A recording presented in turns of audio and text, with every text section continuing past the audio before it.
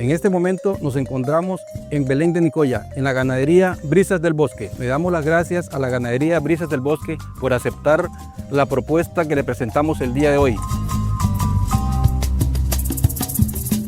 Llevo dentro de mi alma el aroma natural, el perfume de las flores, de los campos. Agradecemos a la Subcomisión de Fiestas Típicas Nacionales por invitarnos otra vez este año. Bueno, para este próximo año nos estamos preparando suficiente para tratar de llevar el mejor espectáculo a las típicas nacionales del Mundial de los Toros. Externarles la invitación a las próximas fiestas típicas nacionales de parte de Ganadería Brisas del Bosque. Estaremos por ahí y nos vemos en las típicas.